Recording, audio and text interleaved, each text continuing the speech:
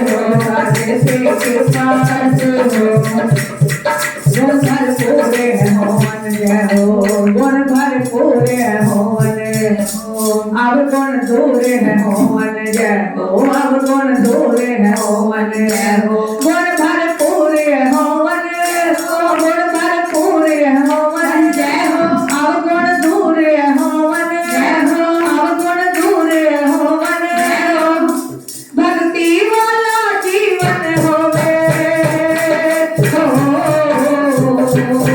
भक्ति वाला जीवन होवे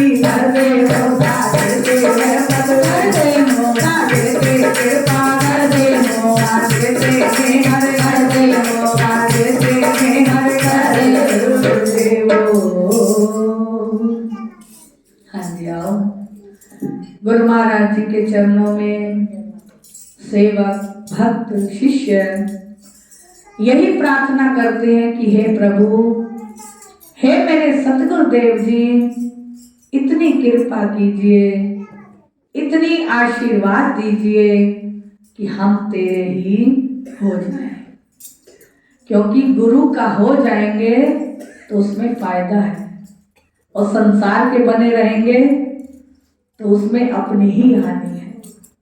जब सतगुरु के होकर रहेंगे तो हर काम अपने आप होते रहेंगे, और संसार के बनकर रहेंगे तो चिंता फिक्र में ही रह जाएंगे। जो हर समय कहता है शुक्र दातिया तेरा शुक्र दातिया, जिंदगी रही है गुजर दातिया, शुक्र दातिया तेरा शुक्र दातिया। जब हमें शुक्र करना आ जाएगा तो उससे हम कोई शिकवा नहीं करेंगे। शय से ही शुक्र है और शय से ही शिकवा है। शिकवा ना करके यदि शुक्र करेंगे कि हे प्रभु तू मेरे साथ है, तूने मुझे सब कुछ दिया, और ऐसा कुछ नहीं जो हमें मालिक ना दे, लेकिन यदि दुख सुख हानि लाभ आता है तो हमारे अपने कर्मों का फल है। जब हमने कर्म अच्छे किए होंगे तो कर्म भी फल भी अच्छा मिलेगा। लेकिन हम दोष किसको देते हैं? परमात्मा को, सतगुरु को, कि तुमने मेरे साथ ऐसा क्यों नहीं किया। लेकिन प्रभु ने कभी कहा कि तूने मेरा भजन नहीं किया, मैं भी तुझे अन्न नहीं देता, मैं भी तुझे वस्त्र नहीं देता, हवा पानी नहीं देता, क्योंकि उसने तो अपना फर्ज निभाया। वो हमारे माता पिता हैं, हमारे मालिक हैं जिंदगी के, उन्होंने हमें सब कुछ दिया, लेकिन हमने ही उनका शुक्र नहीं किया, हमने ही उनका भजन सिमरन नहीं किया। जो उसका हर हाल में शुक्र मनाते हैं, कि हर हाल में सतगुरु का जो शुक्र मनाते हैं उनके घर रहमत की होती बरसाते हैं। आज माया नहीं तो आजमा कर देखिए कि जो हर हाल में शुक्र मनाते हैं तो प्रभु कहते हैं कि मैं इसे रहमत से भर दूं, और जो सब कुछ होते भी कहते हैं कि मेरे पास कुछ नहीं। छोटा छोटा काम भी हम करने लगे तो कहते हैं है ही नहीं, कैसे कह रहे। और जिसका दिल होता है वो कुछ ना होते हुए भी सब कुछ कर देता है, उस पर प्रभु रहमत बरसाते हैं। हम कहते ना तू मालिक एक लेगा तो 10 देगा, और 10 देगा तो 100 भी देगा, लेकिन हमारे मन के भाव जैसे होंगे। मन से ही हम प्रभु स्वरूप हैं और मन से ही हम दैत्य स्वरूप हैं। जब हम इस सृष्टि में आए तो प्रभु ने हमें सब कुछ दिया। उस समय हम पर कुछ भी नहीं था, तन पर कपड़ा भी नहीं था, लेकिन आज अपने आप को देखिए तो उस मालिक ने सब कुछ दिया। तो हर समय हर पल उसका शुक्र करते चले जाएंगे तो वो रहमतों से भरते चले जाएंगे। एक बार एक व्यक्ति था, वो हर समय उस मालिक का शुक्र करता, इतना गरीब कि उसके एक तन पर अंगोछा, खाने को कुछ नहीं, किसी ने दे दिया तो खा लिया, नहीं तो कितने कितने दिन भूखा रहता। और यदि उससे कोई पूछता कि ठीक है, कहता शुक्र है दाता का, शुक्र है उस मालिक का, उसने मुझे बहुत कुछ दिया है। और एक दिन प्रभु को दया आई, उसने एक राजा को भेजा, बहुत सी उसने मोहरें दी और कहने लगा कि ये तेरे लिए है, तू अपना जीवन संवार ले। तो भी वो कह रहा है कि तेरा दाता शुक्र है। फिर कोई उसके पास और भिखारी आ गया, उसने कहा कि तुझे तो नहीं चाहिए, ये मोहरें मुझे दे दे। तो उसने उसको दे दी, तो भी कह रहा है दाता तेरा शुक्र है। अब उस राजा को जब पता चला कि मैंने तो इसको मोहरें दी कि ये अमीर हो जाए, लेकिन इसने मेरा शुक्राना ना करके उसकी अमानत की खयानत कर दी, दूसरे को दे दी। अब इसे मैं ऐसी जगह छोड़ूंगा जिससे वहां इसे कुछ ना मिले। अब उस राजा ने अपने मंत्रियों को कहा कि इसको ऐसे जंगल में छोड़कर आओ जहाँ हवा हो, ना पानी हो, ना खाने पीने को हो, इसे पता चलेगा कि मैंने राजा के साथ क्या किया। क्योंकि हमारे मनों के अंदर अहंकार बहुत जल्दी आता है। यदि हम किसी को कोई वस्तु देते हैं, वो इस्तेमाल ना करे तो कहते हैं इसको अब नहीं देनी, क्या जरूरत है देने की, ये तो इस्तेमाल ही नहीं करता। लेकिन ये नहीं पता कि कहीं वो उपकार भी कर देता हो। उस राजा ने कहा कि ऐसी जगह छोड़कर आओ। उसके मंत्री गए बहुत दूर, देश के बाहर उसको छोड़कर आए, जहां पानी नहीं था, हवा नहीं थी, कोई पेड़ पौधे नहीं थे, केवल सूरज की अत्यंत शीघ्र गर्म तेज गर्मी, जिससे उसका सारा शरीर क्या हो गया, शिथिल हो गया। फिर भी वो हर समय कह रहा है तेरा मालिक शुक्र है, शुक्र है तेरा मालिक। अब जब वो शुक्र कर रहा है तो प्रभु ने उसकी ब्रह्म मुहूर्त में जा रहे थे प्रभु, क्योंकि तभी कहते हैं ब्रह्म मुहूर्त में उठना चाहिए, उस समय भजन करना चाहिए। जब वो कह रहा था मालिक तेरा शुक्र है, तूने मुझे ये धरती दी, तूने मुझे आसमान दिया, तूने मुझे इतना अच्छा आंगन दिया जिसमें मैं रह रहा हूँ, और तूने मुझे ये इतना पंच भौतिक शरीर दिया, तेरा शुक्र है दातिया। जब प्रभु वहां से निकल रहे थे तो प्रभु ने कहा कि इसे तो मैंने कुछ नहीं दिया, लेकिन ये बहुत शुक्र कर रहा है। आसपास उसने देखा प्रभु ने कि इसके पास पानी नहीं है, इसे प्यास लगती होगी। तो वहां प्रभु ने अपनी एक नजर करी, वहां पानी आ गया। अब वो जब पानी उसने पिया तो कहता है मालिक तेरा शुक्र है, तूने मेरी इतनी चिंता की कि मेरा शरीर शिथिल हो रहा है, तूने मुझे पानी की व्यवस्था कर दी। अगले दिन फिर प्रभु निकले। प्रभु ने कहा कि इसके पास भोजन नहीं है, कोई यहाँ पेड़ नहीं है जो छांव में बैठ जाए। तो प्रभु ने अपनी कृपा करी, एक पेड़ हो गया, उस पर मीठे मीठे फल आ गए। अब फिर वो कह रहा है मालिक तेरा शुक्र है, तूने मेरे लिए इतनी व्यवस्था की कि तूने यहाँ फल भी लगा दिए और पेड़ भी लगा दिया ताकि मेरे ऊपर धूप ना आए। तो जब अगले दिन प्रभु आए तो कहने लगे इसका शरीर बड़ा शिथिल है, इसको मैं रोगों से मुक्त कर दूं।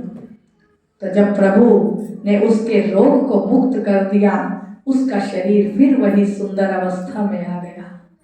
तो उसके आंखों से अश्रु बहने लगे कि प्रभु तूने मुझे इतनी दूर भेजा, लेकिन फिर भी तूने मेरी सारी व्यवस्था की, मैं मालिक तेरा ऋण नहीं उतार सकता। वहां प्रभु प्रकट हो गए, कहने लगे कि तूने मेरा शुक्राना किया है, मैंने तुझे गरीब किया तो भी तूने शुक्राना किया, तुझे इतनी दूर जंगल में भेज दिया, हर कोई व्यवस्था से वंचित कर दिया, लेकिन फिर भी तूने मेरा शुक्र किया। तो क्यों ना मैं तुझे इतनी रहमत बरसाऊं कि तू खुशहाल हो जाए। ये है हमारे सब्र और शुक्र का फल। जब हम सब्र और शुक्र करते हैं तो मालिक हमारी सोच से ज्यादा देता है। और जब हम चिंता ही करते रहते हैं कि कैसे होगा, ये कार्य कैसे होगा, कई बार हमारे मन में आता है हम शुभ काम करें, कोई सत्संग करवाएं, कोई कथा करवाएं, तो कहते है ही नहीं, कहाँ से करें। लेकिन जब हम उसके नाम सिमरन में, उसकी सेवा में लग जाते हैं तो ना जाने वो प्रभु कहाँ से कृपा कर देते हैं, वो आप स्वयं प्रकट होकर उस कार्य को रास करते हैं। इसीलिए हर समय मालिक से यही मांगे कि हे प्रभु मुझे अपनी भक्ति दो, मुझे अपनी सेवा दो, अपना शुक्राना दो, ताकि मैं जीवन के अंदर तेरा शुक्र गुजार करता रहूं। तेरा एक एक अंग जो तूने मुझे दिया, मैं उसका ऋण उतार नहीं पाता। यही जब दशरथ जी ने जटायु से कहा, रामायण जी चल रही हैं, आज कितने दिन हो गए, 6 दिन हो गए। तो रामायण जी में प्रसंग आता है जटायु का जब वो अंतिम अवस्था में थे, रावण से उन्होंने बहुत कोशिश की कि सीता को बचा ले, लेकिन नहीं बचा पाए, उनके पंख कट गए। तो वहां जटायु जब अंतिम अवस्था में थे और राम और लक्ष्मण सीता को खोजते खोजते व्याकुल हो रहे थे, तो वहां जब राम जी पहुंचे तो जटायु कहते हैं कि तेरा शुक्राना है प्रभु, तूने मुझे अंत समय में आकर अपनी गोद में बिठा लिया। तो प्रभु अपनी मर्यादा निभाने के लिए त्रेता युग में आए। प्रभु ने कहा कि जटायु जी, तुमने एक स्त्री की रक्षा की है, इसीलिए मैं तुम्हारे पास आया हूं, और एक तुमने मुझे पिता माना है, इसीलिए मैं तुम्हारे पास आया हूं। किसी को पता है जटायु भी पिता थे दशरथ जी के, राम जी के? नहीं पता। एक बार जब दशरथ जी युवावस्था में थे, जटायु उनके मित्र बने। उन्होंने कहा कि मुझे शनि देव के दर्शन करने हैं। जब शनि देव के दर्शन करने गए तो शनि देव वहां विराजमान थे। दशरथ जी ने कहा कि मैंने दर्शन करने हैं मुख के, शनि देव के।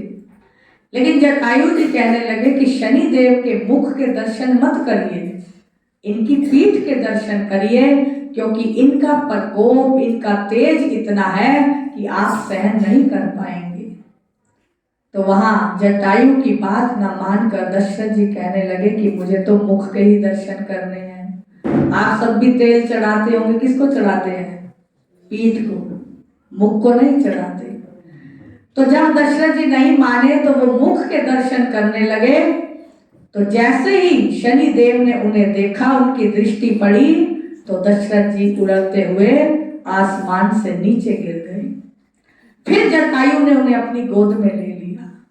ये तो अनजान है। जब उन्हें गोद में लिया, उनके प्राणों को बचा लिया, तो जटायु ने कहा कि मांगो, क्या मांगते हो, मैं तुम्हें देने को तैयार हूं। आज मैं तुम्हारा ऋणी हो गया हूं।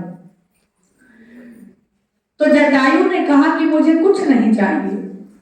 दशरथ जी अभी विवाह नहीं हुआ था, तो कहने लगे कि जो भी मेरा पुत्र होगा प्रथम मैं आपको दे दूंगा, कि जो भी मेरा पुत्र पहला होगा वो मैं आपको दूंगा।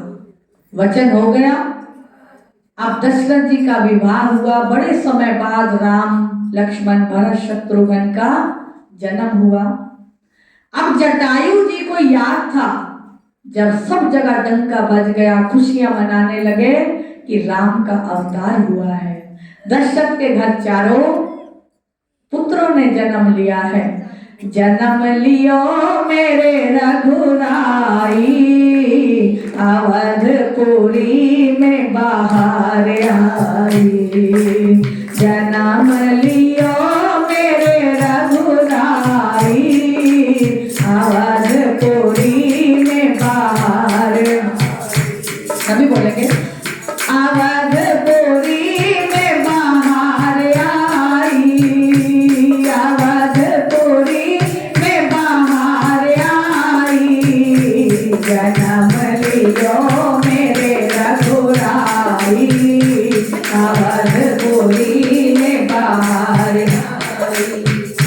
दशरथ की किस्मत जागी, दशरथ की किस्मत जागी। मात कौशल्या वड भागी, मात कौशल्या वड भागी।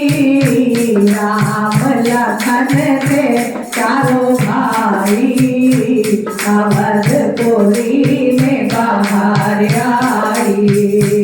राम लखन चारों भाई, अवधपुरी में बाहर आई। जन्म लियो मेरे रघुराई, अवधपुरी में बाहर आई। कलियों ने घूंघट खोले,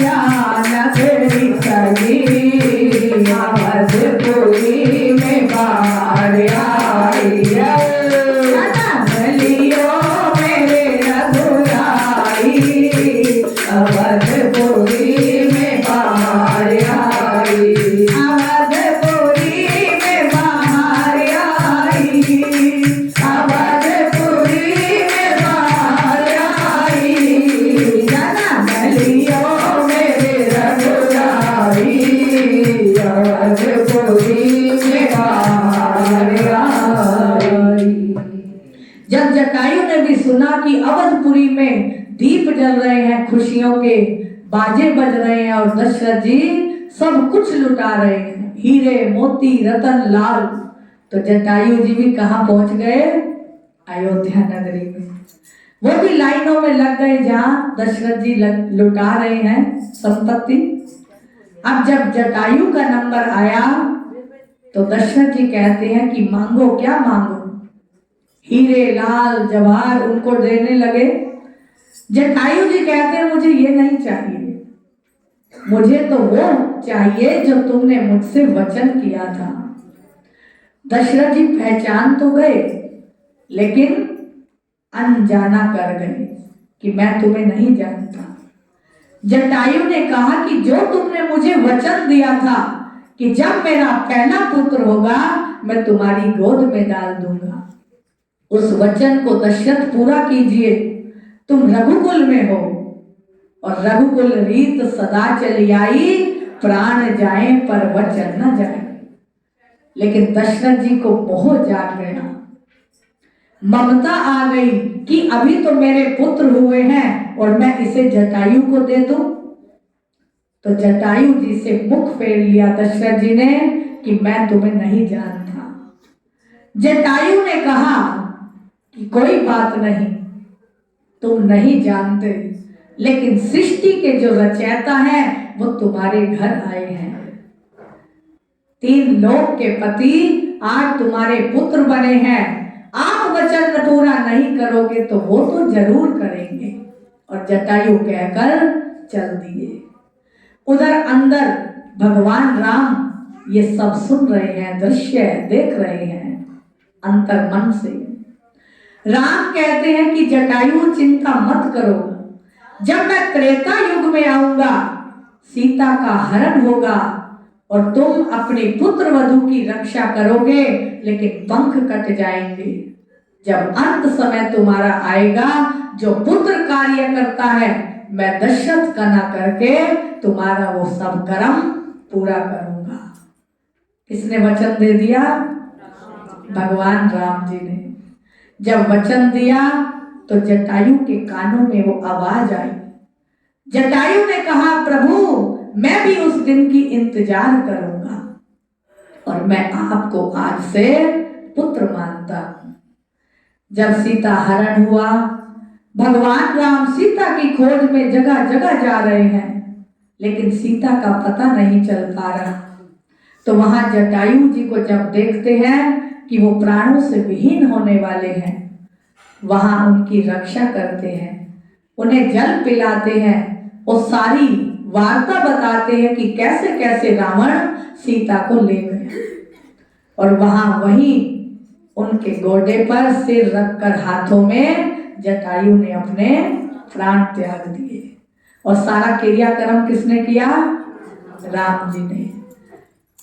दशरथ तो अपने वचन से मुड़ गए, लेकिन राम कहते हैं कि मैं भी तो उस रघुकुल वंश का ही हूं, मैं उस वचन को निभाऊंगा। और भगवान राम ने उस वचन को निभा दिया। इसीलिए जो हर समय प्रभु का शुक्राना करते हैं, भगवान उनके हर कार्य पूरे करते हैं। जटायु ने कहा कि हे प्रभु आपका मुझे दर्शन हो गया, अंत समय मेरा आया और आपने मुझे अपने हाथों में उठा लिया। ऐसा अवसर तो मेरा 1,84 योनि में भी कभी नहीं आएगा। आप मुझे यही वर दीजिए कि मैं जहां भी रहूं, जैसे भी रहूं, आपके चरण कमलों में मेरा वास रहे।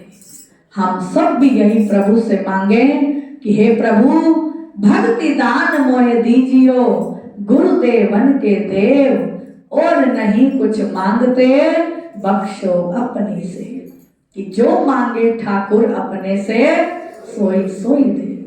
यदि संसार के पदार्थ मांगेंगे तो प्रभु वो भी देंगे, और उनसे भक्ति की दात मांगेंगे, सेवा मांगेंगे, सिमरन मांगेंगे, सबर और शुक्र मांगेंगे तो वो भी हमारी झोली में जरूर देंगे।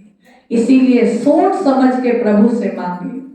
पहले तो मांगना ही नहीं चाहिए कि जो प्रभु देते हैं हमारे हित में ही देते हैं। हमने तो मांगे 100 रुपए, उनके पास है 500 रुपए, तो घर का किसका होगा? हमारा ही होगा। हम कहें प्रभु जो हमारे लिए अच्छा हो, जो हमारे हित में हो वही आप करना, लेकिन अपने चरण कमल का ध्यान हमें हर समय बख्शते रहना, अपने चरणों की भक्ति अचल देना। जैसे भिल्ली ने मांगी, जैसे सुदामा ने मांगी, जैसे जटायु ने मांगी, वैसी ही भक्ति प्रभु हम सबको देते रहें और हमें भवसागर से पार करते रहें। बोलो श्री गुरु महाराज की जय, बोलो सियापति रामचंद्र भगवान की जय। बोलो जयकारा, बोलो मेरे श्री गुरु महाराज की जय। बोलो साचे दरबार की जय। बोलो ब्रह्मपुरी निवासी भगवान की जय। बोलो